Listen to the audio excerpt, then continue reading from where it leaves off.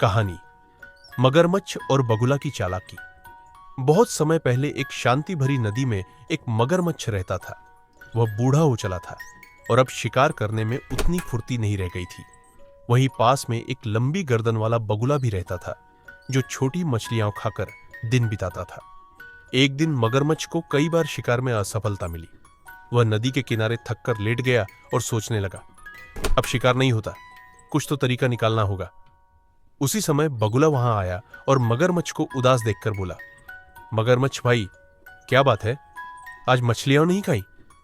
मगरमच्छ ने जानबूझकर लंबी सांस ली और बोला, नहीं मित्र, अब मेरी उम्र हो चली है, मछलियां पकड़ नहीं पाता, लगता है अब भूखा ही मरना होगा। बगुले को उस पर दया आई। उसने कहा, अब चिंता मत कीजिए, मैं आपकी मदद करूंगा। बगुले ने योजना बनाई। वह उड़कर झील में गया और वहां की छोटी मछलियों से कहा, यह नदी जल्दी ही सूखने वाली है, अगर तुम मेरी पीठ पर बैठ जाओ तो मैं तुम्हें एक बड़ी गहरी झील में पहुंचा दूंगा। मछलियां डर गईं और मान गईं। अब बगुला हर दिन मछलियां नदी से लाकर मगरमच्छ को देता और बदले में मगरमच्छ उसे कुछ खाने को देता।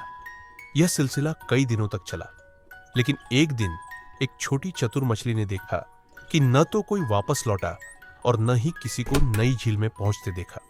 उसने बगुले का पीछा किया और देखा कि वह मछलियां मगरमच्छ के पास ले जा रहा है, जो उन्हें खा रहा है। मछली ने यह बात बाकी मछलियों को बता दी। अब बगुले की चालाकी का भंडाफोड़ हो चुका था। अगले दिन जब बगुला एक और मछली को पकड़ने आया तो मछलियों ने मिलकर उसे दौड़ा दिया। बगुला डर कर उड़ गया और फिर कभी उस नदी में नहीं लौटा।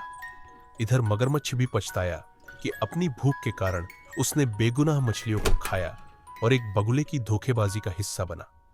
नीति, मोरल, किसी भी संकट में बिना सोचे समझे किसी की बातों पर भरोसा नहीं करना चाहिए और स्वार्थ के लिए मासूमों का नुकसान करना अंत में पछतावे का कारण बनता है।